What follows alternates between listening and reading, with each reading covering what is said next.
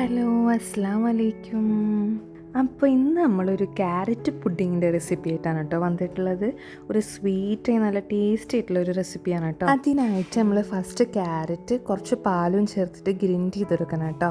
എന്നിട്ട് നമ്മൾ പാൻ എടുത്തിട്ട് അതിലേക്ക് ഗീ ഒഴിച്ചിട്ട് ഈ മിക്സ് ആഡ് ചെയ്തിട്ട് നമ്മളൊന്ന് വേവിച്ചെടുക്കാൻ പോവുകയാണേ. മധുരത്തിനനുസരിച്ച് പഞ്ചസാരയും ബാലൻസ് ചെയ്യാൻ കുറച്ച് ഉപ്പും പാടെ ചേർത്തിട്ട് വന്നിട്ട് ഒന്ന് ജസ്റ്റ് ഒന്ന് മിക്സ് ചെയ്ത് വേവിച്ചെടുക്കാൻ. ശേഷം നമ്മൾ പാലും കൂടി ചേർത്തിട്ട് ഒന്ന് മിക്സ് ചെയ്തെടുക്കുന്നുണ്ട്. പിന്നെ റവ ഒരു 5 ടേബിൾ സ്പൂൺ ചേർത്തിട്ടുണ്ട്. പിന്നെ അങ്ങോട്ട് ഒരു തട്ട് ഇങ്ങോട്ട് ഒരു തട്ട്, അങ്ങനെ നന്നായിട്ട് മിക്സ് ചെയ്തെടുക്കുക. കുറേശ്ശെ പാല് ചേർത്തുകൊണ്ടിരിക്കുക. എന്നിട്ട് അതൊരു മാവിന്റെ പരുവത്തിലായി വേഗം അടുപ്പത്തുനിന്ന് മാറ്റിക്കോ. എല്ലാം അങ്ങോട്ട് ഉരുട്ടി ബോൾസ് ആക്കി എടുക്കുക കേട്ടോ. എന്നിട്ട് നമ്മൾ അടുപ്പത്തുനിന്ന് സ്റ്റീം ചെയ്യാൻ വെക്കാൻ കേട്ടോ. ഒരു 2-3 മിനിറ്റ് സ്റ്റീമായി വരും. ഇനി നമുക്ക് ഇതിന് ക്രീമിന്റെ പരിപാടി കിടക്കാം. ക്രീം തയ്യാറാക്കാൻ ആദ്യം നമുക്ക് പാലാണ് വേണ്ടത്. എല്ലാത്തിലും അങ്ങനെ തന്നെ ആവുമല്ലോ അധികം. പാല് ചൂടായി വന്നാൽ പാൽപ്പൊടി വെള്ളത്തിൽ ഇളക്കിയിടുക. പിന്നെ പഞ്ചസാര, വാനില എസൻസ്, കണ്ടൻസ്ഡ് മിൽക്ക്, ഇതൊക്കെ അളവ് നിങ്ങളുടെ ചോയ്സ് ആണ് കേട്ടോ. ഞങ്ങൾ മധുരം കഴിക്കുന്നവരായതുകൊണ്ട് ഞങ്ങൾക്ക് വേണം. പിന്നെ ഒരു 3 ടീസ്പൂൺ കസ്റ്റർഡ് പൗഡർ കുറച്ച് വെള്ളത്തിലിട്ട് കലക്കിയിട്ടും കൂടി ചേർത്ത് കൊടുക്കുക. എന്നിട്ടൊന്ന് ഇളക്കിയെടുക്കുക.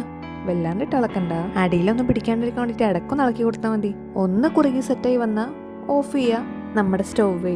ഇനി നമ്മൾ ഈ ക്യാരറ്റ് ബോൾസ് ഒക്കെ വെതറിയിട്ട് അതിൻ്റെ മുകളിൽ കൂടി ക്രീം ഇതാക്കിയിട്ട് നട്ട്സും കൂടി ഇട്ട് ഭംഗിക്കിട്ട് ഉഷാറായി. ഇനി നിങ്ങൾക്ക് ഞാനൊരു ടിപ്പ് പറഞ്ഞു തരട്ടെ. ഈ ക്രീം കുറുകി വരുന്ന സമയത്ത് ക്യാരറ്റ് ബോൾസും കൂടി അതിലിട്ട് വേവിച്ച് കഴിഞ്ഞാൽ നല്ല സോഫ്റ്റ് വരും. പിന്നെ റവ കൂടിയ ബലം വരും. പലതരത്തിലുള്ള ക്യാരറ്റ് പുഡിംഗ് കണ്ടിട്ടുണ്ടെങ്കിലും ഇങ്ങനെ ഒന്ന് ട്രൈ ചെയ്ത് നോക്കുക. അപ്പൊ ഇത്രയേ ഉള്ളൂ. ടാറ്റാ.